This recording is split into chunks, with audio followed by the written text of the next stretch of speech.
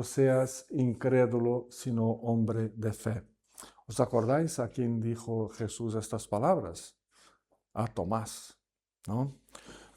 Pues parece ser que estamos ya superando la época histórica en que se decía: yo creo en la ciencia, no en la fe. Bueno, como si para creer en la ciencia no se necesitara una buena dosis de fe, ¿no? Pero bueno, pero ya va muy poca gente que piensa de esa manera y que afirma cosas así. Yo creo solo en la ciencia pura, nada de fe. Eso está cambiando, eso ha cambiado ya, ¿no? Ahora lo que se va configurando cada vez más es una clase de fe, una fe más líquida, una fe más maleable, una fe que se amolda a mis sentimientos, una fe que vemos con más intensidad cada día, que la consideramos una especie de sentimiento humano, ¿no? Siento en mi corazón que Dios me dice que. Siento en mi corazón que debo hacer esto o lo otro. Siento en mi corazón que no hay nada de malo si me comporto de esta manera o de la otra manera. El siento en mi corazón ha sustituido la fe genuina. Ha sustituido la fe en la persona y en la obra de Jesucristo. Ha sustituido la solidez de las escrituras sagradas y su presencia transformadora en nuestras vidas. Ha sustituido todo. Ahora, si yo lo siento, pues ya Dios no tiene que decir nada. Los demás no tienen que decir nada. Lo que dice la Biblia, pues si hay algo que confirma lo que quiero, pues sí. Si no, tampoco me interesa. Acabo de leer una entrevista que le hicieron a un pastor en la que afirma la grave tendencia de una gran mayoría que se hace evangélico o que se convierte, pero que sigue guiando sus vidas por la misma lógica de antes. Sigue siendo machista o sigue siendo feminista, sigue siendo violento dentro y fuera de casa, incluso corrupto, adúltero, manteniendo una religión de culpa, de culpabilidad y no de gracia, en la que si yo me esfuerzo y tengo un pensamiento muy positivo, Dios cumplirá con mis sueños de consumo. Esa es la nueva generación que tenemos dentro de muchas iglesias, ¿no? Alrededor del mundo. Y tras esa manera de ver la vida, en esa entrevista me quedé preguntando, luego que pues terminé de leerla, me quedé preguntando qué le pasó a la fe genuina. ¿Qué le pasó a la fe? ¿Dónde está esa fe en nuestro medio? ¿Dónde está esa fe en mi propia vida? ¿Dónde está esa fe en el mundo? ¿No? La ciencia fue sustituida por una fe líquida, por una fe que parece más un vapor que se diluye y que no tiene color, ni olor, ni nada, ¿no? ¿Dónde está la fe?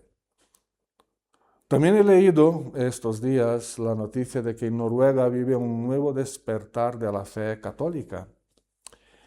Un cura noruego que se está convirtiendo en un icono de la fe y que está atrayendo a las parroquias noruegas a muchísima gente que ahora busca una experiencia con Dios. Incluso se habla de muchas conversiones de personas adultas al catolicismo que antes eran tradicionalmente luteranas por haber nacido en un país luterano. Pues son luteranas porque nacieron ahí, como aquí mucha gente dice católico porque nació en España, pero no tiene nada que ver con el ser católico de verdad, ¿no? Ahí también, ¿no? Por nacer en Noruega, pues nacen ya luteranos y que están encontrando la fe en la Iglesia Católica. Me pareció muy curioso esa noticia, ¿no? Y aún persiste en muchos lugares la negación de la fe. O sea, sí quiero tocar en tres aspectos, ¿no? Esa fe más entre los evangélicos, que es como un vapor de agua que se diluye porque está pues muy centrada en lo que yo siento. Esa fe en Noruega, por ejemplo, y otros lugares del norte de Europa, que la gente se está convirtiendo porque encuentra en las parroquias un discurso sólido acerca de la fe. Pero también persiste en muchos lugares la negación de la fe, como si se tratara de una cosa primitiva y obsoleta. La fe es algo del primitivismo humano. En contextos como ese, muy conocidos de todos nosotros, la expresión pública de la fe, la expresión pública de la creencia religiosa se ve muy mal. Se trata como si fuera un atestado de ignorancia total, de involución personal. Ah, ¿tú crees? ¿Crees en alguna religión? ¿Tú lees la Biblia? ¿Crees en Jesús? Pues eres primitivo, ¿no? Has involuido, no has evolucionado, todo lo contrario, ¿no? Todo lo contrario. Se considera que lo mejor es que tú guardes tu fe para ti mismo, guarde tus opiniones y experiencias religiosas en tu vida privada. A la fe se la considera públicamente irrelevante e innecesaria. Pero luego, dentro de ese contexto confuso, conturbado de fe, que vivimos en el mundo de hoy, el Cristo resucitado se nos presenta, nos mira fijamente a los ojos con palabras amorosas, pero firmes, y nos dice, no seas incrédulo, sino hombre de fe. ¿Qué es ser hombres y mujeres de fe en este contexto que vivimos hoy? ¿Qué es eso? ¿Qué es al fin y al cabo la fe? Lo primero que creo que nos toca es comprender mejor el propio contexto en que Cristo dijo estas palabras. Por el texto nos enteramos de que cuando apareció Jesús a los discípulos, Tomás, que era uno de los 11, bueno, de los 12, pero luego con Judas, pues se quedaron 11, ¿no? Tomás, que era uno de los 11, no estaba presente, no estaba con ellos, solo habían 10. Cristo se les aparece a los 10 y Tomás no está. Y al encontrarse luego con sus compañeros, estos le dijeron que habían visto al Señor resucitado.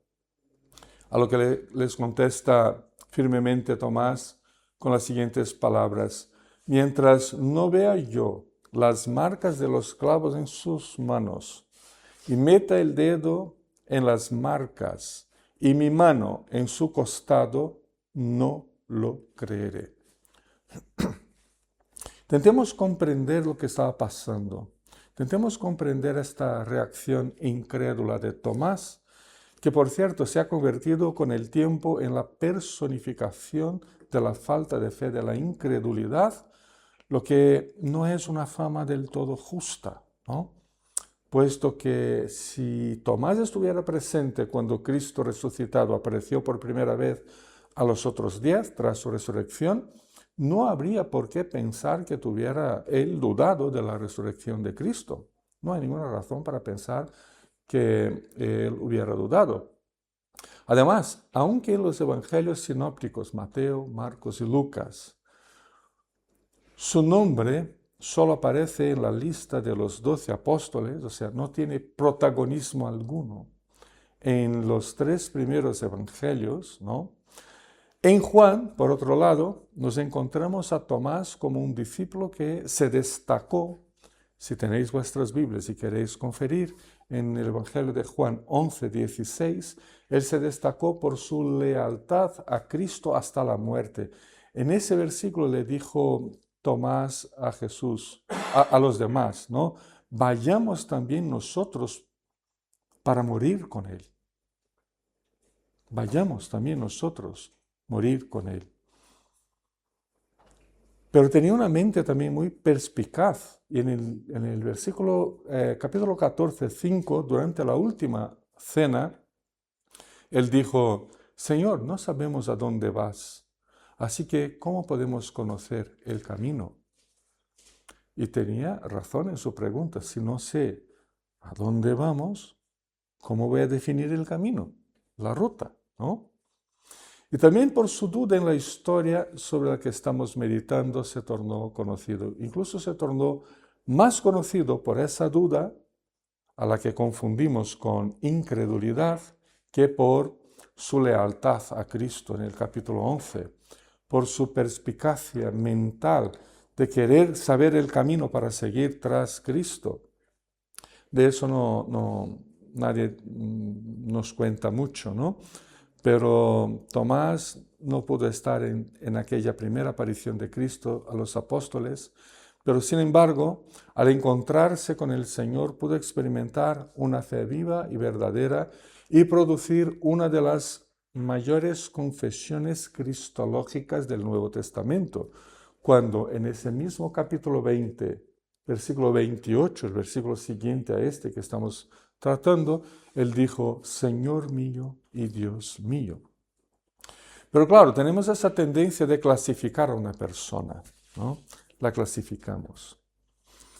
Y ahí se queda clasificada. Este porque es demasiado joven, no puede. El otro porque es demasiado viejo, tampoco ya no puede. Este porque no tiene suficientes estudios, el otro porque se dejó llevar por sus títulos académicos. Este sí por ser hombre, la otra no por ser mujer. Los 10 eran hombres de mucha fe, Tomás un completo incrédulo. Y vamos clasificando las personas, ¿no? Es nuestra índole, desafortunadamente. Sin embargo, si seguimos clasificándole como la encarnación de la incredulidad y de la duda, acabamos por perder de vista en realidad su duda no era mayor que la duda de los demás discípulos. Él no era peor, no tenía una duda, no era más incrédulo que los demás, que los otros 10. Eran iguales, ¿no? Y nosotros somos iguales a ellos también. No somos mejores, tampoco peores, ¿no? Porque, como dijimos la semana pasada, no sé si os acordáis, cuando leímos Evangelio de Lucas 24, al ver a Cristo resucitado por primera vez, ¿cuál fue la reacción de los discípulos? ¿Os acordáis? Os voy a leer el texto, Lucas 24. Dice que cuando vieron a Jesús resucitado, tras su muerte, se aterrorizaron creyendo que veían a un espíritu o fantasma. A lo que Cristo les pregunta, ¿por qué os asustáis tanto? ¿Por qué dudáis? Mirad mis manos y mis pies, soy yo mismo. Tocadme y ved, un espíritu no tiene carne ni huesos, como veis que tengo yo. Dicho eso, les mostró las manos y los pies. Como ellos no acababan de creerlo a causa de la alegría y del asombro, les preguntó, ¿tenéis aquí algo de comer? Un fantasma no come, ¿no? ¿Tenéis pan, mantequilla, un bocadillo de jamón? ¿Tenéis algo de comer? Para que veáis que no soy un fantasma, que soy yo mismo, en carne y hueso, ¿no?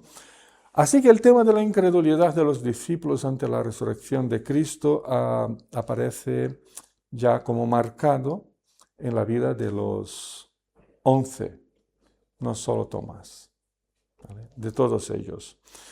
Y ese tema de la incredulidad de los discípulos ante la resurrección también aparece en final del Evangelio de Marcos. En Marcos 16, 14 dice, por último se apareció Jesús a los 11 mientras comían. Los reprendió por su falta de fe y por su obstinación en no creer a los que lo habían visto resucitado.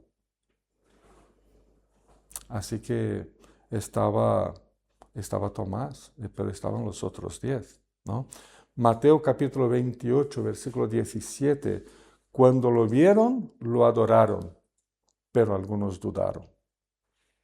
La cuestión, por tanto, que tenemos entre manos es que todos ellos dudaron y luego todos creyeron. No se quedaron confinados en la incredulidad o en la duda, ¿no? Dudaron, no creyeron, pero luego pasaron a entender la fe. Posiblemente entonces la historia de la incredulidad de Tomás en Juan capítulo 20 puede entenderse como representativa de la incredulidad de la vida de falta de fe, de poca fe, de duda de todos los demás, incluso nosotros. Lo curioso es notar que mientras Lucas registra el hecho de que Jesús les enseñó las marcas de los clavos en las manos y en los pies, en el registro de Juan, capítulo 20, versículo 20, también se dice que Cristo les enseñó las cicatrices en sus manos y en su costado. Y con total seguridad podemos decir que ellos lo vieron, tocaron sus cicatrices, y al saberlo, Tomás también quería verlo, también quería tocarlo. O sea que Tomás no fue peor que ellos, ¿no? Tomás quizás fue más, pues sucumbió más a la curiosidad y pues quiero ser como mis compañeros, ellos lo vieron, yo no, ¿no? También quiero verlo, ¿no? Él no era menos creyente, él no era más pecador, más incrédulo que los demás, no. Por lo tanto, para decirlo de alguna forma, Juan intentó aquí en este texto dramatizar un poco en la experiencia vivida por Tomás en aquel momento, dramatizar la experiencia de los otros 10 y al fin y al cabo la experiencia de todos nosotros. No seas incrédulo, sino hombre de fe. Es una forma concisa de una clase de afirmación que fue característica del ministerio de Jesús. Por ejemplo, en el inicio de su ministerio, él dijo, por ejemplo, en Marcos 4:40, ¿por qué tenéis tanto miedo? ¿Aún no tenéis fe? En Mateo 14:31, él dice, hombre de poca fe, ¿por qué dudaste? La pregunta que me hago, y también a vosotros, es, ¿en qué medida nos identificamos con estas dudas, incredulidades y falta de fe de nuestros primeros hermanos? ¿En qué medida me identifico yo con la falta de fe de todos los apóstoles en aquel momento? Negar que tengamos dudas en ningún momento de nuestra vida no es el camino correcto, porque sabemos que sí, que todos tenemos nuestras dudas. Afirmar que creemos plenamente en todo tiempo es un autoconvencimiento triunfalista que tampoco tiene cabida, porque no creemos plenamente en todo tiempo. Creemos definitivamente, pero plenamente solo después de la venida de Cristo, cuando estemos con Él. Pero es fácil echarle toda la culpa a Tomás. Lo estigmatizamos como incrédulo y ya nos sentimos bien con la clase de fe que tengamos, sea la fe que sea. Hay un chivo expiatorio que echamos sobre él, ese Tomás del pasado, echamos sobre él toda la incredulidad y nos sentimos bien con nuestra propia incredulidad. Y hablando de la clase de fe que tenemos, es muy importante medir y evaluar nuestra fe personal o nuestra incredulidad y la forma como la expresamos a diario, cómo la expresamos verbalmente. ¿Qué puedo decirte de mi fe? ¿Qué puedes decirme tú de tu propia fe? Mucho de lo que denominamos fe, esa palabrita, sobre todo cuando se trata de fe personal, viene configurada ya por elementos que muchas veces les son extraños a la fe, o que al menos no les son de todo natural a la fe. Por ejemplo, insistimos en confundir la genuina fe cristiana con alguna intuición o emoción personal acerca de determinados temas. En otros casos le damos a la fe un núcleo, un centro, un núcleo que no coincide exactamente con el Cristo de la Biblia. Nos inventamos características para Cristo. Le vamos quitando cosas que no nos va muy bien y vamos poniendo, añadiendo elementos que sí que nos gusta que tenga Cristo, ¿no? O nos identificamos con algunos rituales religiosos, algunas obligaciones, instituciones religiosas, y a eso le llamamos fe. Por otro lado, en Hebreos capítulo 11 vemos que la fe es tanto una garantía como una convicción. Y ninguna de las dos palabras tiene ese sentido de intuición personal. Es una garantía y una convicción. Una garantía de que los contenidos bíblicos se van a cumplir. Y una convicción de que esos contenidos se cumplirán en mi vida. La fe es la garantía de lo que se espera, es la certeza de lo que no se ve. Sin embargo, también vemos en la experiencia de Tomás que su encuentro con Cristo resucitado fue un momento en el que el Señor cuestionó la calidad de su fe, también de los demás, también la nuestra hoy. Cristo le dio la oportunidad de conferir personalmente las llagas, tocarlas, al igual que a los demás antes de él. Por supuesto que la incredulidad la podemos considerar como antagónica a la fe. Podemos hablar de incredulidad versus fe. Sin embargo, por la manera como Cristo trató su incredulidad, la de Tomás, también debemos reconocer que la fe es como la masa, la fe es como la masa que rellena la incredulidad, los contornos de la incredulidad. La fe es esa masa, ese volumen que rellena los contornos de la incredulidad. También podemos decir que esa fe cambia y transforma desde dentro la incredulidad, le da sentido, le da nuevas perspectivas. Desde esa forma de ver no se trata necesariamente de extremos, como lo pensamos hoy, incredulidad por un lado y fe por otro, extremos, polos que no se comunican. Sí, sino que se tratan de polos que se atraen, que se complementan. ¿Y cómo es eso? Pues no es difícil de entenderlo. Basta mirarnos hacia dentro de uno mismo. ¿Tenemos fe? Sí. ¿Tenemos dudas? Sí. ¿Tenemos crisis? Sí. Pero hay un ejemplo que siempre doy, que me gusta mucho, acerca de ese tema, que es el padre de aquel muchacho que estaba endemoniado y ese padre que le pide ayuda a Jesús. Esa historia está en Marcos capítulo 9, 24. Se le acerca a Jesús este padre y le pide humilde y confiadamente: Señor, si puedes hacer algo, ten compasión de nosotros y ayúdanos. ¿Reconocéis fe en estas palabras? Yo sí. Señor, si puedes hacer algo, ten compasión de nosotros y ayúdanos. ¿Reconocemos ahí humildad? Sí. ¿Reconocemos ahí el deseo de ver su hijo libre de ese problema? Sí. La respuesta de Jesús me impresiona. Dice, ¿cómo que sí puedo? Para el que cree, y ahí toca el tema de la fe, para el que cree, todo es posible. Le contesta el hombre. Y dice el texto que el hombre exclamó de inmediato. Dice, sí creo, ayúdame en mi poca fe, ayúdame en mi falta de fe. ¿Cómo es eso? Sí creo, ayúdame porque no tengo fe. Él llegó a Jesús pidiendo ayuda para su hijo endemoniado y por fin reconoce que también él necesitaba la ayuda de Cristo para creer correctamente. Pero lo interesante es que declara su fe al afirmar sí.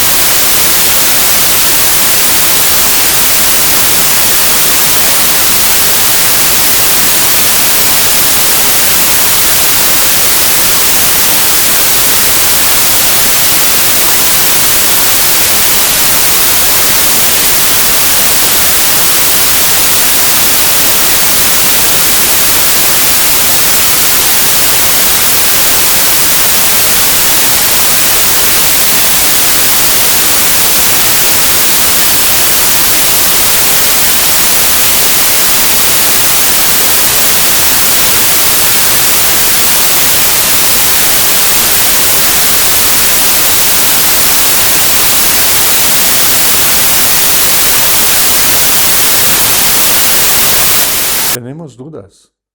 A veces me cuesta creer en algunas cosas. Y eso nos pasa a todos.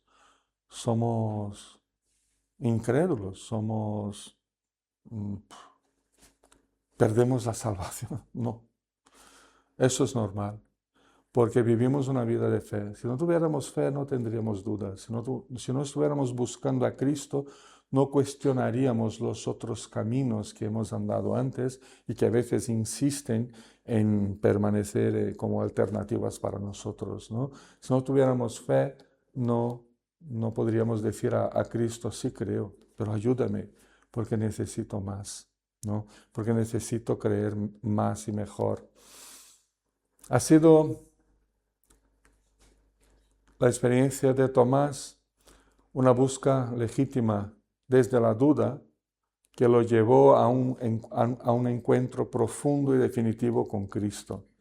Y conforme afirma Cristo en el versículo 29, como respuesta a esa tremenda expresión de fe de Tomás, cuando dijo, Señor mío y Dios mío, dijo Cristo, dichosos los que no han visto y sin embargo creen, abriéndonos la puerta de la fe a nosotros, que no estábamos ahí con Tomás y los demás, ¿no? Aquel día. Con esa expresión, con esa afirmación, Cristo abre la puerta de la fe a todos nosotros, a lo largo de toda la historia y por todo el mundo, ¿no? Como Él también podemos decir, Señor mío y Dios mío, abramos aún más nuestros corazones a Cristo para que la fe pueda crecer, solidificarse, cuestionarse, buscar, encontrar y encontrarse y ser transformada por la gracia. Que el Señor nos bendiga. Amén.